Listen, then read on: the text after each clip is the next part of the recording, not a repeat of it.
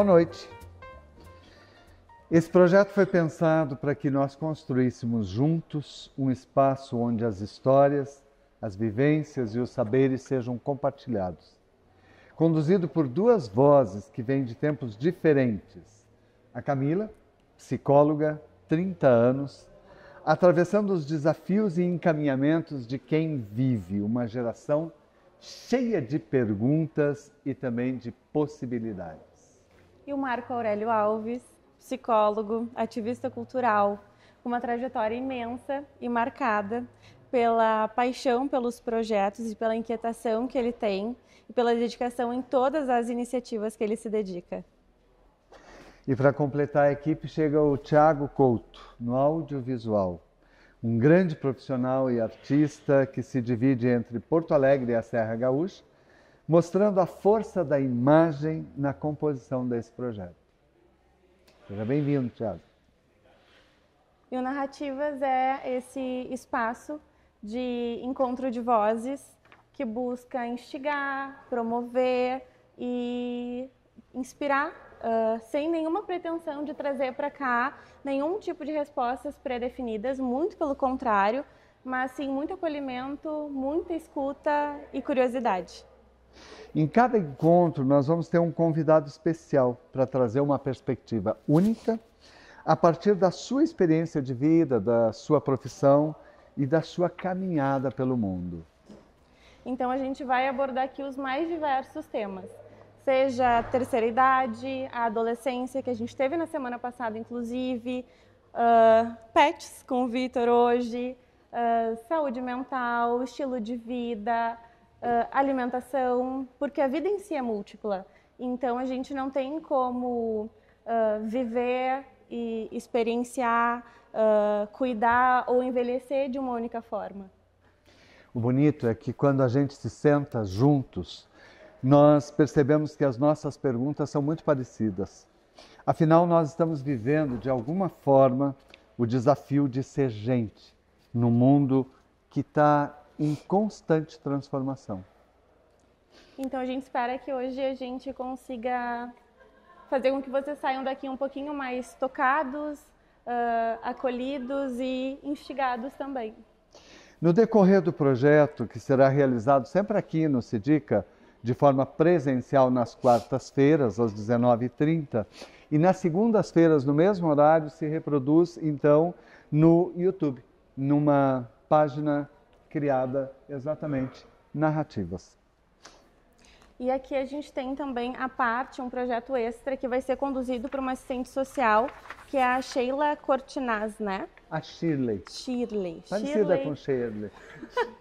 Shirley Cortinaz, que vai envolver também outros projetos aqui, outras instituições como a PAI, os asilos, o Presídio Regional, as comunidades terapêuticas e os abrigos para crianças e adolescentes, tanto aqui em Canela quanto em Gramados também. Essa é uma promoção do Instituto Brasileiro da Pessoa, com uma realização do Psicult, Centro de Humanidades e Habilidades, com apoio do Jornal Nova Época, do Sidica e o financiamento do Fundo Social Sicredi Pioneira. Eu esqueci de alguém, Camila? Não, né? Não, acho que que não. bom, hoje eu não esqueci. A gente agradece a vocês que estão aqui com a gente nesse momento frio, né? Hoje já não tão frio quanto estava semana passada. Estava muito frio semana passada. Estou preocupado com o nosso convidado, que daqui a um pouco ele vai congelar. Então, nós vamos apresentar o convidado, então. É com muita alegria que a gente dá as boas-vindas ao nosso convidado de hoje. Ele é filho da Dona Maria e do seu Deoni Cassola, que muitos serviços prestaram para a nossa comunidade rural. O Dr. Vitor Cassola, 30 anos, já é médico veterinário e acumula uma sólida experiência na área de pequenos animais, comportamento animal, saúde pública e saúde veterinária. Graduado pela Unijuí, o Vitor tem se destacado não apenas pelo seu conhecimento técnico, mas também pela sensibilidade e o cuidado no trato com os animais e um diálogo fraterno com os seus tutores. Atualmente, ele dirige a clínica de mesmo nome, Vitor Cassola, que até o final deste ano estará numa moderna e ampla sede, onde os pets, os tutores e os profissionais que atuam na clínica vão ter todo o conforto que merecem. No momento, o Vitor aperfeiçoa os seus conhecimentos, fazendo uma pós-graduação em oftalmologia veterinária. Só isso já é um grande mérito. Investir na profissão ao ponto de, mensalmente, se deslocar para São Paulo para fazer uma pós-graduação e assim melhor atender a sua clientela. Hoje ele vem aqui compartilhar um pouco conosco das suas reflexões importantes sobre os vínculos afetivos entre os humanos e os animais, os cuidados essenciais com os pets, trazendo uma perspectiva ética, atualizada e apaixonada pela vida animal. Boa noite, Vitor. Boa noite, Marco. Boa noite, Camila. Muito bom estar aqui com vocês e tratar desse assunto que geralmente não é muito falado, né, que é a saúde mental, principalmente dos tutores, né, que é tão importante na rotina do tutor e na nossa rotina como médicos veterinários. Legal. E a gente vai começar então as perguntinhas para ti. E é cada vez mais comum a gente ouvir o termo pais de pet, né? Eu, inclusive, sou mãe de 2 pets. Minha mãe também, né? Tu já conhece eles. Vó de pet. E então é muito comum hoje a gente ouvir isso e está cada vez mais frequente também. É inegável o vínculo que se tem entre o tutor e o pet hoje. O que há décadas atrás a gente nem conseguiria imaginar que teria essa proporção, né? Mas como é que isso se expressa para ti, esse vínculo afetivo tão grande, né? Dentro do teu dia a dia no consultório? Então, eu vejo isso com bons olhos, né? Eu vejo que os pets hoje eles estão tomando lugares que antes eles não tomariam, né? Por exemplo, não vamos muito longe, né? Há 10, 15 anos atrás, o pet ficava numa corrente no quintal, numa casinha, o cachorro, né? O gato ficava solto no pátio e era aquilo ali, saía brigar e pegava doenças, né? Sumia, a pessoa nem sabia onde ele estava, né? Hoje em dia já não, hoje em dia a gente já tem outro olhar para isso, né? Que é a questão do gato, que a gente já orienta que ele tem que ficar dentro de casa, a gente já tem outros cuidados, né? Os cães também hoje cada vez mais próximos.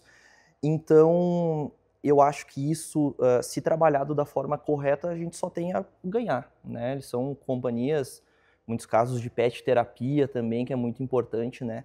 Então, eu vejo isso de uma forma muito positiva. A psicologia considera o fenômeno dos pais de pet como uma manifestação de vínculo emocional entre humanos e animais, onde os pets são tratados como membros da família, recebendo cuidados e afetos semelhantes aos dispensados pelos filhos. Esse fenômeno pode ser considerado e impulsionado por diversos fatores, entre eles a busca da companhia. E aí a gente observa uma redução da natalidade em alguns países. E aí um enfrentamento também à solidão. Muita gente que traduz a sua solidão pelo cuidado dos pets, principalmente depois da pandemia. Como é que tu sente esse impacto nos animais? Então, Marco, a gente tem que cuidar muito dos nossos pets porque a gente tem aquela tendência a humanizar eles, né? Então, com toda certeza, o pet ele vai ter um impacto direto na criação e na proximidade com o seu tutor, né? Não estou aqui dizendo não tenha o pet próximo, não viva com o pet, porque eu tenho os meus e eu vivo com eles, eu durmo com a minha gata, então é um contato muito próximo. Mas a gente tem que saber impor limites, né? E eu acho que os limites, tanto com o ser humano para o pet, com o ser humano com outro ser humano, é muito importante para a gente entender que o pet, de fato, ele não é um ser humano, né? Ele tem as necessidades deles e a gente precisa respeitar isso. Pois é, porque, segundo a psicologia vê nesse momento, o pet, muitas vezes, ele está sendo usado como uma estratégia de redução da solidão, de companheirismo, mas de estímulo ao instinto parental. Ao invés de eu tenho um pet. Bem-estar emocional, que é uma das características mais fortes das pessoas que são pais de pets, que são tutores de pets. E aí tem um fator que é muito importante também, que é o aumento da autoestima desses pais de pets, né? Porém, eu acho que entra muito nisso que tu está falando, que o excesso de humanização também pode beirar um risco para a saúde do pet, da saúde mental do pet. E aí, quando isso acontece, é porque há uma dependência emocional desses pais. Esses pais que dependem. A Camila ri porque ela Porque eu tenho uma dependência emocional. Pois é, essa dependência emocional, ela não é tão sadia para os humanos. E como é que ela é para os pets? Nada boa também, né? Nós temos muitos casos na rotina dos tutores que saem para trabalhar, por exemplo, e o pet fica enlouquecido em casa. Então, é algo que vai gerar também um mal-estar para o próprio pet, né? Eu sempre comento com o pessoal, principalmente o pessoal que está adotando, enfim, está adquirindo um pet em casa. Não acostuma mal, não acostuma ele a estar contigo a todo momento, ficar sempre junto, aquela questão de serem inseparáveis, né? Porque isso vai trazer, principalmente pro pet, vai trazer um malefício. Que tipo, mais ou menos? Ele vai começar a ficar ansioso, muito ansioso, né? Hoje, na medicina veterinária, nós temos diversas medicações para ansiedade, né? Assim como na medicina humana, né? E isso não é nada saudável, né? Então, tem que estimular o pet, sim, a estar contigo, mas tem que estimular ele a ter contato com outros pets, a ter os momentos que ele vai ficar sozinho, né? Então, o pessoal, a gente consegue ver direitinho na rotina. Por exemplo, eu vou atender um tutor, chegou um cachorrinho ali. O cachorrinho muito ansioso, mega ansioso. Aí, em determinados momentos, a gente faz a leitura daquele momento, né? Eu falo pro tutor, olha, eu preciso, não sei, fazer uma coleta de sangue, alguma coisa assim. Eu preciso que tu saia da sala, ou eu levo o paciente para outra sala, ou até mesmo uma simples aplicação de vacina. E o pet longe do tutor é outro, é totalmente outro, o comportamento é outro e a gente nota isso muito no tutor. É só olhar para o tutor que a gente vai perceber qual que é a personalidade do pet. Geralmente é uma regra. A pessoa, ai doutor, não deixa eu fazer isso, não vai machucar, não vai isso, não vai aquilo. Ela transmite aquela ansiedade pro pet e ele é exatamente como ele está acostumado a conviver com esta pessoa. A relação dele, do tutor com o pet, traduz uma cópia? O pet se comporta como uma cópia do seu tutor? Em muitos casos, sim. Em muitos casos, sim. Tem casos que não, né? Mas geralmente, sim. Tem muitos estudos, a gente lê bastante, que o pet ele vai adquirindo hábitos através do seu tutor. Eu sempre comento com o pessoal, parece um filho humano, se comporta de um jeito com os pais e sem os pais é outro, né? Os pets é a mesma coisa, geralmente, né? Tem suas exceções, mas geralmente funciona assim. E eu vejo também, pela minha experiência como mãe de pet, como é só eu e ela, que eu tenho uma gata, ela não come até eu chegar em casa. Ela fica sem comer até eu ir para casa. Sim. A gente tem um outro cachorro também, que durante um período a gente teve que dar floral para ele, porque ele ficava ansioso. E porque ele tirava os pelinhos das patas. E isso eu acho que está sendo muito visado hoje também, né? A própria saúde emocional dos pets, dos animais, que antes era pouco falado. Sim. Só que é exatamente por essa humanização que vem sendo criada, né? Exposta.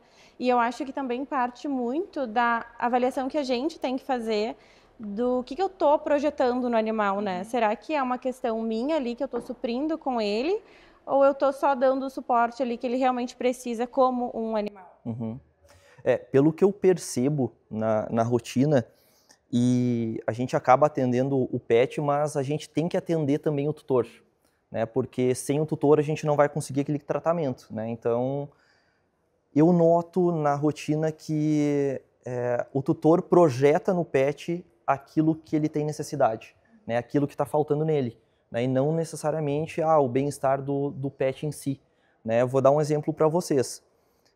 Eu tenho muitos pacientes, muitos mesmo, eu tenho colegas veterinários aqui que vão confirmar, a gente sempre conversa, que a pessoa ama aquele pet. Ela ama, é a vida dela. O banho toda semana está em dia, está sempre bonitinho, não tem vacina, não faz um check-up anual. Então, até que ponto é amor, até que ponto é excesso e até que ponto é cuidado, né? Então, tem essas... A gente nota isso no dia a dia também. Então, é a partir disso que tu consegue fazer essa diferenciação também? Sim, sim. E não há um pouco, Vitor, de egocentrismo nisso, de eu vou mostrar o quanto... Isso que tu fala, ou seja, ele passou, tem o banho tosa, ele passou... Esteticamente ele está lindo, mas ele também tem uma coisa que me incomoda muito, que é, ele passa o dia todo sozinho, dentro de casa, sozinho, isolado. E depois as pessoas compensam isso com uma saidinha ali fora, anda 20 metros, 50 metros, ele faz suas necessidades e volta para casa. E aí eu sou pai de pet. Exatamente. Eu acho que antes de adquirir um pet, o tutor ele tem que estar preparado psicologicamente para ter esse pet, né? Então, tem que avaliar se ele tem condições financeiras, condições físicas, né, de ambiente, de espaço para esse pet e principalmente tempo, né, que é o que a gente tem de mais valioso hoje. Para os pets é a mesma coisa, o tempo deles com a gente é o que mais vale para eles, antes de qualquer outra coisa. Então é sempre importante isso, né? Aquele pet, geralmente, que fica sozinho o dia inteiro em casa, ele vai começar a comer sofá, ele vai começar a ficar estressado, ele vai começar a ter problemas realmente comportamentais por conta dessa falta de cuidado. Tá, já vamos abrir. Eu convido vocês, aqui tem um café que foi gentilmente preparado pelo pessoal da casa e aí no final a gente vai abrir uma rodada de perguntas com vocês. Guarda a pergunta. Tem uma... Anota aí. Anota. Tem uma amiga que diz assim, ela sempre tem uma expressão que ela diz, no final da noite tu me conta quantos amigos te restaram. E essa minha pergunta para ti agora é essa de perder amigos. Vitor, eu percebo, no lugar onde eu moro, em Porto Alegre, tem as pessoas, os pets se relacionam. Então eu percebo muito isso, conversando com o pet, mas não olha para a pessoa que está à frente dele. A pessoa não existe, ela tem... E aí fala, ai, tu tomou banho, tu conversou, e conversa, e conversa, e conversa, e a pessoa está ali na sua frente. Como é que tu vê isso lá no consultório? Olha, no consultório em si não acontece com a gente, né? Porque afinal de contas a pessoa precisa falar comigo para... Ela tem que falar comigo, não tem como. Não basta o pet falar contigo. Mas na rua a gente vê bastante, é muito comum. A pessoa chega, ela conversa com o cachorrinho passeando na rua, ela vai ali, conversa com o cachorro, faz carinho no cachorro e não olha para a pessoa que está com o cachorro, né? Isso é muito comum. E eu vejo isso como, não sei, a sociedade se comportando de uma forma diferente hoje em dia, né? Se reestruturando. Mas aqui vem sendo também, acho que uma inversão de valores, né? Tu vê hoje animais que têm uma qualidade de vida, inclusive, melhor do que muita criança por aí. Que tem um closet de roupas, que vai para escolinha, tem escolinhas de pet, tem... isso, em certo ponto, eu acho que é até legal. Porque, querendo ou não, para os tutores se torna fácil um adestramento, por exemplo, para manter dentro de casa. Só que algumas questões eu acho que excedem um pouco. Então, o que tu acha dessa questão? Eu acho a questão da humanização, né? Eu acho que a gente tem que pensar, antes de mais nada, no bem-estar do pet, né? Então, se a gente estiver fazendo em excesso, mimando, digamos assim, né, tendo um excesso, isso vai se refletir no comportamento dele e vai trazer malefícios para a saúde dele, né? A questão, por exemplo, da escolinha, né? Escolinha, creche, eu vejo isso com bons olhos, né? Porque ali o pet ele vai ter o contato com outros pets, que geralmente em casa ele não tem, né? Então, Eu acho que isso é importante, esse convívio com outros pets, até para ele ser um pouco mais, por exemplo, um cachorro, né? Ele ser mais cachorro. Porque ele vai estar com outros cães, ele vai ter um comportamento que os outros estão ali manifestando. Em casa, não. Em casa, ele vai ter o nosso reflexo e ele tende a, claro, com as particularidades, mas ele tende a ficar mais humanizado, né? Até por falta de contato com outros pets. Tem a situação que eu vi em Porto Alegre. No viaduto da Borges de Medeiros, um rapaz todo machucado, todo cortado, assim, que eu não sei o que tinha acontecido com ele. Mas eu vi ele no primeiro dia e ele estava ali, sentado, debaixo do viaduto. No segundo dia ele estava ali e já tinha um pet, um filhotinho. No terceiro dia já tinha o pet, um filhotinho e ração, bastante ração. No quarto dia aquilo estava muito infectado já, né? Ele já estava todo mal. Dava para se perceber que ele estava com muita febre e eu parei para conversar com ele e ver se ele precisava de ajuda. Ele me disse que não, porque as unidades de saúde não aceitariam o bicho e que para ele conseguir ajuda só com o bicho. As pessoas não parariam ali para oferecer para ele alguma coisa para ele comer. Mas ele me mostrou uma mochila com sanduíche, com pizza, com vários outros produtos ali que as pessoas tinham deixado para o pet. E algumas com a observação que ele não fosse comer aquilo porque era para o bicho, não para ele. Essa desumanização, o excesso de atenção, porque é óbvio que esse pet merecia cuidado, mas é óbvio que aquele rapaz também precisava de cuidado, né? No dia seguinte eu vi ele sendo recolhido por uma ambulância da SAMU e a ambulância da SAMU já tinha um lugar específico para transportar os pets, porque os moradores de rua em geral não aceitam sair daquele lugar se não levar o seu pet também. Tu vê essa substituição da solidariedade humana pela solidariedade animal? Muito, muito. A gente tem até nessa questão das enchentes ali, né? Teve muitas pessoas que eu vi comentários falando, tem que salvar os animais, e muitas vezes não as pessoas que estavam junto com esses animais, né? Eu acho que a gente tem que salvar todos, né? Não uma pessoa, não... a gente costuma dizer, né, que os animais, a gente gosta muito mais dos animais, porque os animais, eles não mentem, eles não... né, tem uma série de coisas. Mas isso vai até um certo ponto, né, porque as pessoas também são muito importantes. É uma vida que está ali, né, é uma vida que precisa de cuidado, de atenção. E eu também não vejo um pet menos do que um ser humano, né? Isso até é um pouco polêmico, cada um vê de um jeito, eu vejo como iguais. Eu acho que não precisa dar mais atenção para um e desmerecer o outro. Eu acho que são vidas e qualquer vida tem que ser levada em consideração. É que eu acho que hoje o que a gente está também vivendo, né?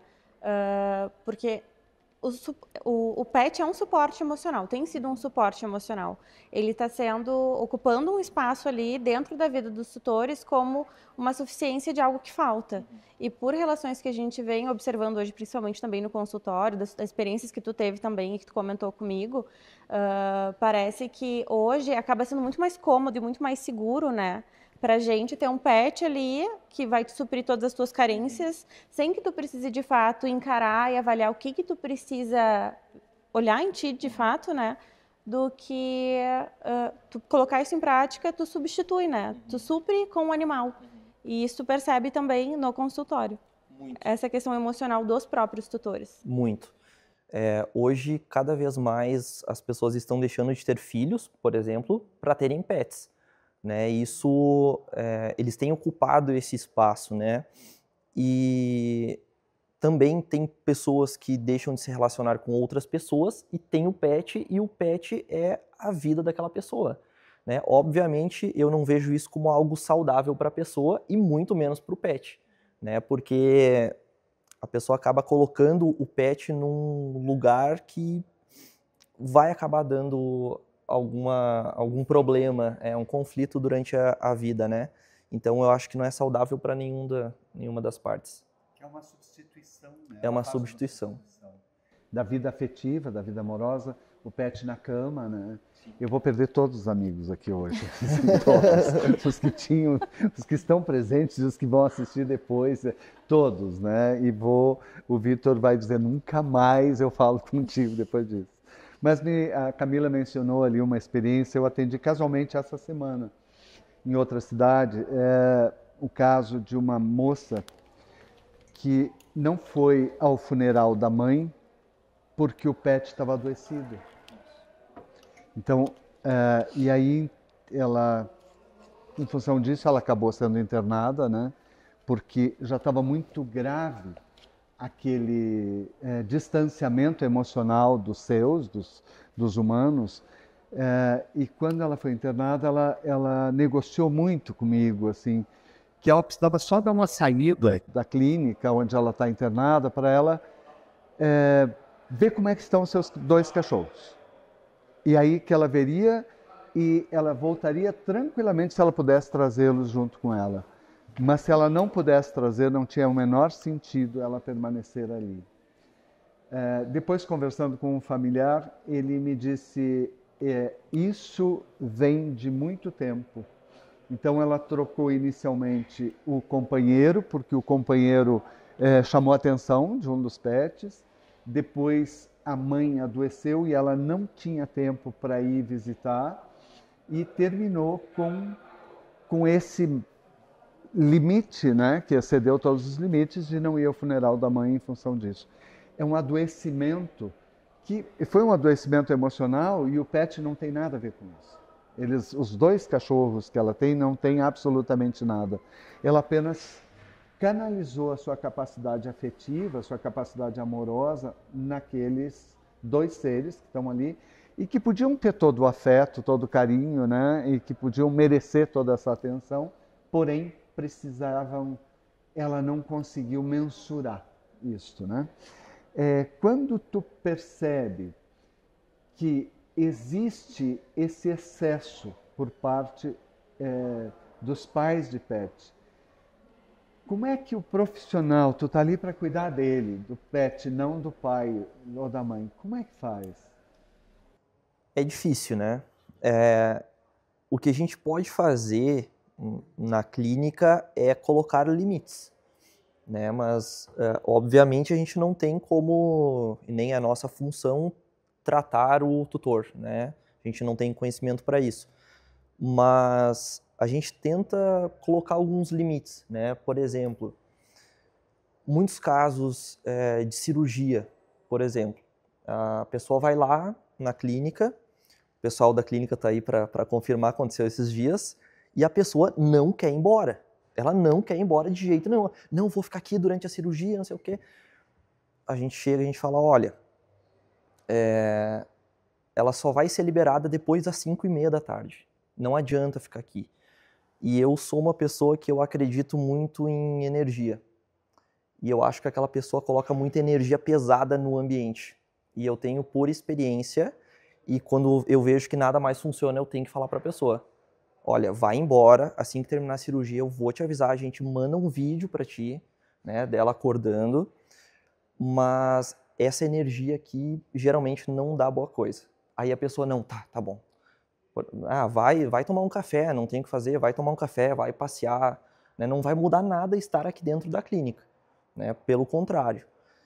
E a gente nota isso, a gente nota tutores, por exemplo, que vai dar um comprimido para um paciente durante a consulta. Ele, ai, coitadinho, não, mas tem que ser, eu preciso fazer isso, é pro bem dele, né, vai fazer vacina, ai, coitadinho, não sei o quê. Não, mas é pro bem dele, através disso que ele vai ficar imunizado, né? Então, a gente tenta orientar, mudar um pouco essa visão do tutor de achar que o pet é coitadinho, que tudo está afetando a saúde física dele, estressando, para ele entender, não, tudo tem limite, tá? Para ele ficar bem, eu preciso fazer isso aqui, né? Então, a gente consegue conversando muitas vezes com o tutor e fazendo ele entender isso. mas não é fácil, não é nada fácil. Na rotina a gente nota que ainda assim eles colocam muita energia naquele pet, né, mais do que deveria, né, em coisas que não teriam necessidade, e isso acaba afetando, né, como a gente falou anteriormente, a saúde mental do tutor e o pet também acaba ficando mais estressado. Fragiliza o próprio pet, né? Muito. Eu já vivi isso também, eu sei como é que é. A Camila tá eu fui levar a Amora uma fazendo vez para uma consulta, eu tive que sair da consulta, eu me retirei, tá? Ninguém precisou me tirar. Porque eu chorava igual uma criança. Eu fui pra rua e eu mandava áudio para as minhas amigas dizendo como alguém consegue ter um filho porque eu tô aqui chorando por causa da minha gata. E não era nada demais. Só porque eu vi ela lá em sofrimento, nossa, foi terrível pra mim. Só que tu comentou que tu não trabalha muito, não trabalha nada a questão emocional dos tutores. Mas tem um ponto que vocês têm que lidar com isso, que é quando existe um luto. E que até pra mim, quando eu penso nisso, é muito difícil. Como vocês contornam isso? Só um parênteses da questão anterior, é aquela velha história, faço o que eu digo e não o que eu faço, né? Uma vez por ano eu faço check-up na Verônica, que é minha gata, e de forma alguma ela deixa a gente manipular. Não tem como. Isso que ela não tem uma perninha, o bracinho ela não tem. E é impossível, é impossível. Todo mundo fica enlouquecido. Ela é o terror do anestesista, né? Que ela precisou fazer 2 cirurgias já e o pessoal, assim, é complicado. Aí a gente tem que dar uma sedada nela. E quando a gente vai sedar ela, eu não fico junto, eu não fico perto. Então ela fez 2 cirurgias e em nenhuma eu estava junto. Eu fiquei para fora, não quis acompanhar. Então é aquela questão do faço o que eu digo e não o que eu faço, né? Eu também sofro bastante, né? Mas a gente tenta colocar tudo da forma correta, né? Para não... Seguindo toda a ética. Exatamente, né? Para a gente não ter problemas. A questão do luto do tutor é muito difícil. Porque nós temos as etapas do luto, né? E até recentemente aconteceu um caso de um paciente que veio a óbito, né? Ele era cardiopata, então ele tinha uma severa alteração cardíaca e ele precisou passar por um procedimento, né? E dias depois ele acabou vindo a óbito, até nem foi lá na clínica, foi em outro local. Mas o tutor, a gente notou a todo momento que ele estava tentando encontrar culpados, né? E a partir daquele momento, a gente sempre abraça o tutor, né? Independente se ele me culpa ou não, por mais que eu sei, não necessariamente nesse caso, mas muitas vezes que foi a negligência dele que levou o pet a óbito, eu sempre falo, olha, não se sinta culpado, né? Tu fez o que tu pôde no momento que tu pôde, com os recursos que tu tinha. A gente sempre faz o melhor pro pet, a gente não quer, né, jamais que ele sofra, né? Então eu tento acalmar, mesmo sabendo que foi negligência, né? E da mesma forma tem aqueles tutores que eles estão naquele momento de desespero, eles perderam um pet, que é um membro da família, e eles querem encontrar culpados. Então, naquele caso que aconteceu ali na clínica, a gente notava que ele vinha, ele argumentava e a gente respondia tecnicamente do porquê não estava correta aquela informação dele. E mesmo assim, não adiantou, né? E não iria adiantar por conta do que ele estava passando. Então, a gente tenta amenizar a situação, né? Deixar o tutor o mais confortável possível e entender o momento, né? Entender o momento. Lá na clínica, por exemplo, a gente sempre faz uma cartinha, a gente pega o carimbo e cola a patinha do pet na cartinha. Às vezes a gente pega o pelo também, então é uma demonstração de carinho que eu acho que o tutor precisa nesse momento, né? Ele precisa ser abraçado. E eu acredito que daí sim a nossa função, né? A gente precisa abraçar, afinal de contas, porque a gente estava presente no último momento daquele pet, né? É algo simbólico, né? Sim. Para tu conseguir lidar com essa perda. Sim. Eu vou aproveitar que o tema chegou aí e me surpreendeu muito uma notícia há poucos dias que tá uma discussão no Poder Judiciário ainda, eu achei que já tinha uma solução, mas ainda está sendo discutido, de uma pessoa que deixou seus bens para um pet. Então, ele virou o seu único herdeiro. Para quem assumisse a tutoria a partir dali, né? E o judiciário ainda não se manifestou. O processo permanece. Era uma pessoa que já tinha uma certa idade. Quando a gente diz uma certa idade, parece que é uma idade indefinida. Já tinha mais de 80, né? E essa tutoria, a partir dali, ela definia quais eram os critérios. O que a pessoa, no seu testamento, a pessoa deixa que tipo de tutoria deve ser. Então, o que ela deve fazer diariamente, mensalmente, e encarrega o Poder Judiciário de fiscalizar essa atuação.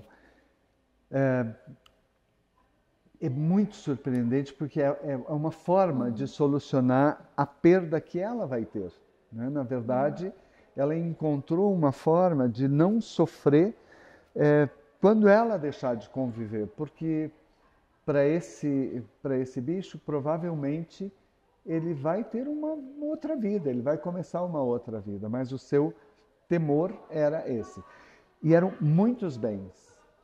E teve alguém que sugeriu que então fosse doado a uma instituição, a um lar de idosos, que poderia adotar, mas o testamento não fala em instituição, fala em pessoa que assumir.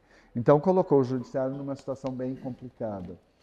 Quando vocês falam no luto, eu acho que essa é uma forma de estender o luto para o patrimônio, né? De manter o luto por um longo tempo. E aí a gente volta naquela questão que nós estamos... Perdão, só o luto do pet pelo seu dono, que no cinema aparece esse luto também de uma forma muito constante. E a gente volta naquela questão da humanização, né? Tu vai deixar uma herança para um pet, o que o pet vai fazer com essa herança? Né? Por mais que alguma pessoa vá adotar o pet, vai tomar conta, tá ficando com a herança de alguém. Né? Então, não é passada para a família humana, é passada para o pet, que é família também, mas é um pet. Né? Então, isso a gente tem que saber separar para continuar sendo algo saudável, né? Eu não tinha visto essa notícia, até não me surpreendo mais. Eu fiquei pensando agora também, vocês falando aqui.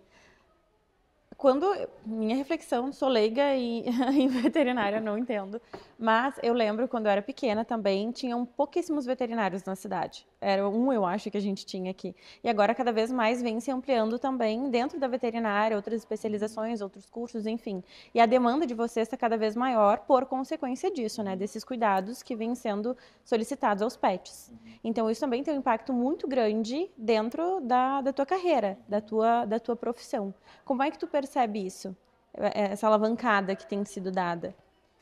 Eu noto que a responsabilidade hoje ela é muito maior, né? Porque hoje, tanto nós profissionais como as pessoas de modo geral têm muito mais acesso à informação. Então, a nossa responsabilidade aumenta muito, né?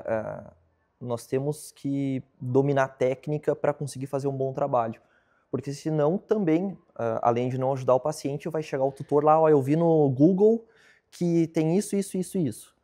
Aí tu vai ter que saber para... Pesquisei no GPT. Hoje Esse é o diagnóstico hoje é o GPT. dele. Hoje é verdade. Sim. Hoje é isso que acontece. Às vezes eles vêm nos tirar dúvidas com base nessas fontes. Então, nós temos uma evolução muito grande da medicina veterinária, né? Hoje em dia, por exemplo, quando eu falo que eu estou fazendo oftalmologia, tem muita gente, nossa, eu nem sabia. Né? Então, a gente tem uma série de especialidades hoje dentro da medicina veterinária. Né? Tem o oftalmologista, o cardiologista, o endócrino, o dermato, tem tudo. Tudo que tem na medicina humana quase tudo tem na medicina veterinária, inclusive questões estruturais.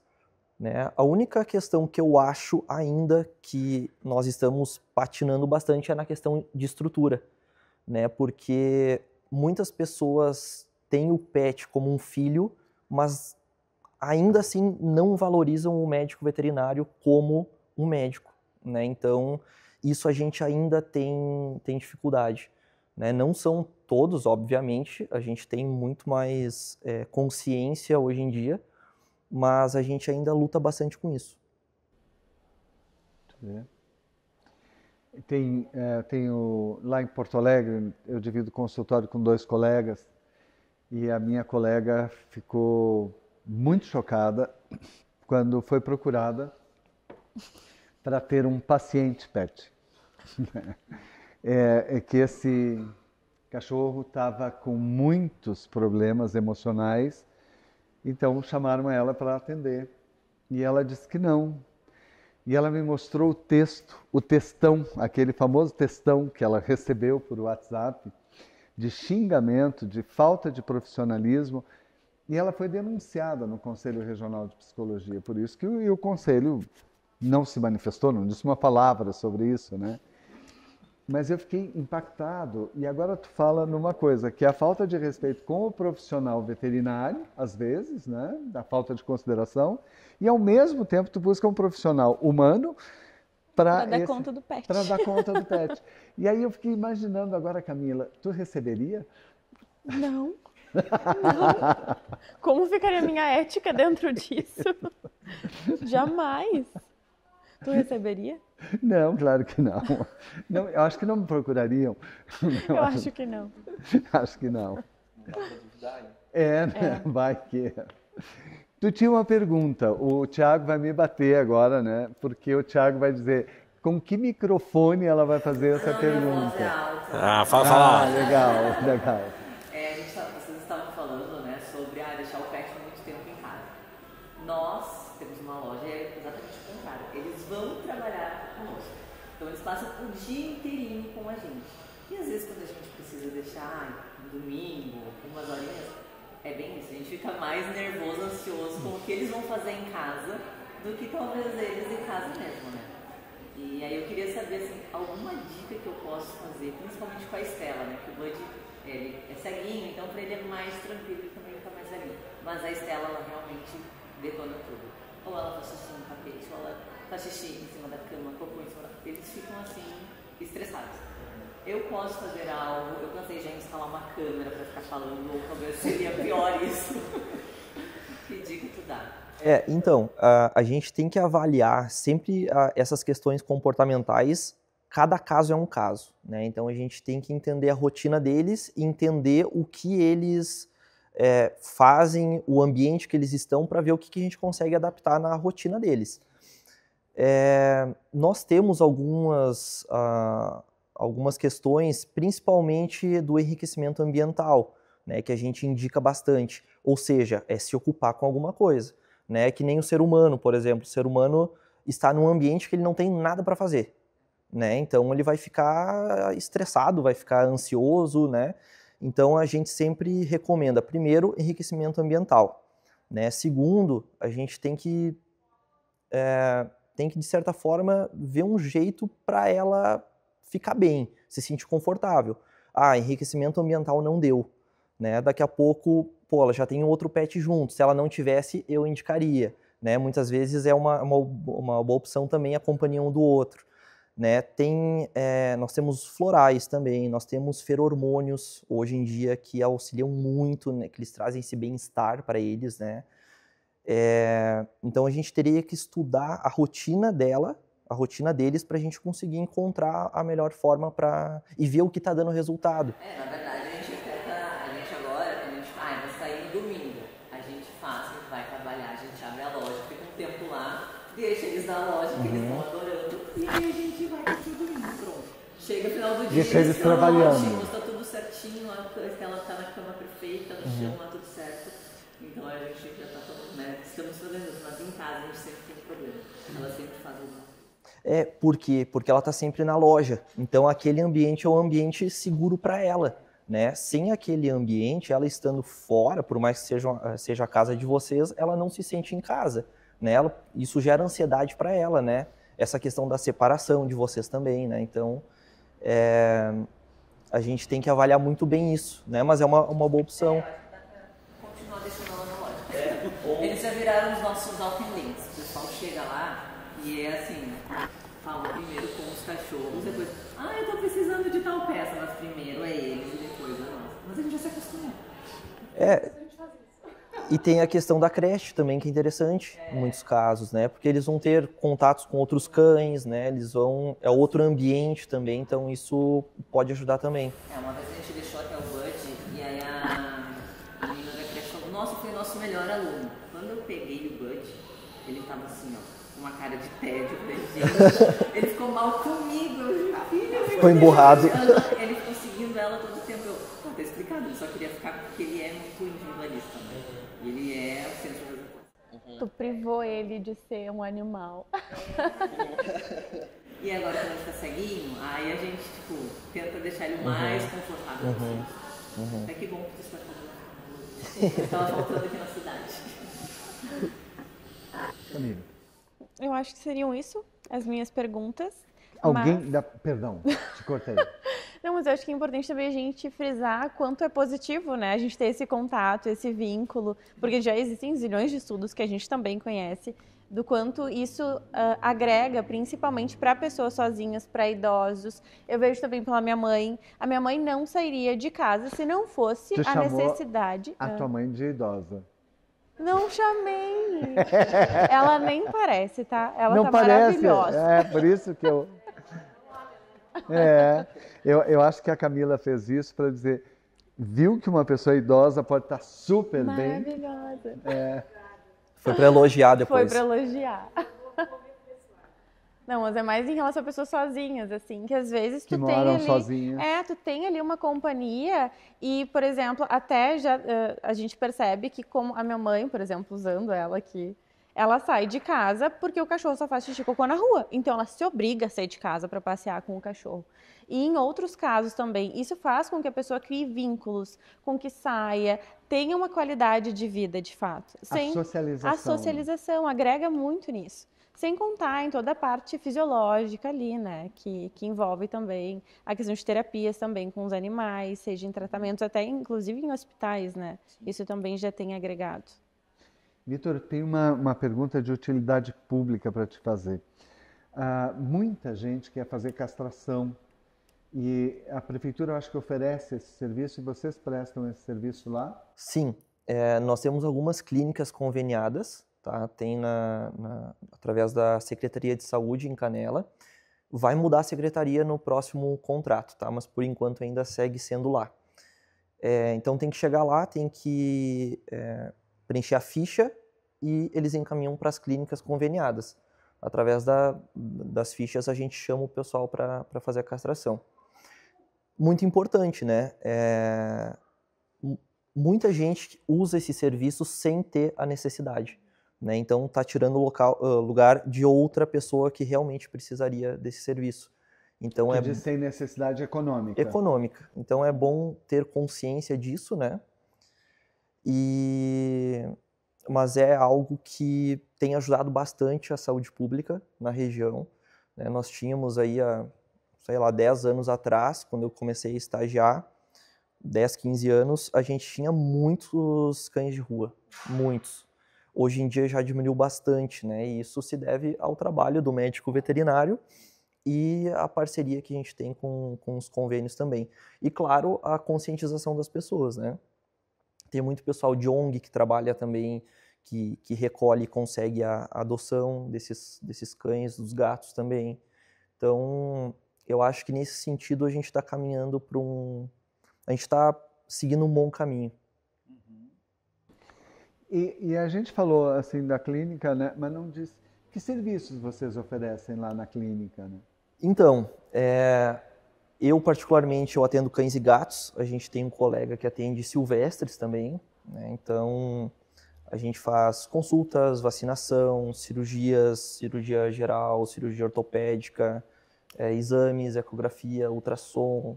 Tem os especialistas que eu falei antes, né? o cardiologista, o endócrino, o gastro, o neuro, enfim, tem tudo. Então, a gente tem uma série de serviços que a gente presta, né? Se tem algum serviço que a gente não tenha lá, a gente encaminha para quem faça também. E onde é que fica? A clínica fica no centro, tá? Próximo ao centro de feiras. Tem a feirinha, na frente da feirinha. Lembrando, né, como tu comentou no início, que a clínica vai se mudar esse ano, né? Então a gente está indo para um espaço novo. Um projeto que a gente conseguiu dessa vez começar do zero, então tudo planejado de acordo com a nossa rotina e as nossas necessidades. Eu acredito que vai ser muito bom, vai nos ajudar bastante na rotina por conta da nossa estrutura também e para a comodidade do nosso cliente. Então a gente está fazendo um espaço todo planejado para o bem-estar do pet e do tutor que vai para lá também. Até o final do ano agora é para estar pronto, então eu vou avisando. Vai ficar no centro também, na Fernando Ferrari. Legal. Bem localizado. Nós temos hoje aqui a presença do Nicão Duarte. O Nicão, jornalista, que atuou já no Diário Catarinense, Zero Hora, Correio do Povo, e que se junta a esse projeto agora. Seja bem-vindo. Nós estamos compartilhando as nossas canecas. E essas canecas chegam, né, Thiago? Então, já os apresentadores têm. E a gente hoje aqui fez uma ação que foi: o entrevistado recebeu o presente antes de dar a entrevista. Normalmente é no final que as pessoas recebem, né? A gente discutiu a relação, eu e a Camila, durante horas. A gente não ia deixar ele tomando café num copo de plástico, né? Até o final Um dilema. da entrevista. Então, no final, eu e a Camila vamos entregar para o Vitor a sacolinha para ele levar a caneca. Só a caneca já está com o nome dele, né? Já consta o nome do Vitor, com o logo do programa, para ele não esquecer que ele esteve aqui. Então, agora a gente faz a entrega, né, Camila? Coloca aqui dentro. A gente pensou em 1000 possibilidades do que colocar aqui dentro. Inclusive da caneca do Thiago, que ele ganhou hoje para o Vitor tomar. Essa foi a primeira proposta que eu tive, foi dar a caneca do Thiago, né? Vamos fazer. Não vai aparecer. Então, tu faz a entrega? Faço.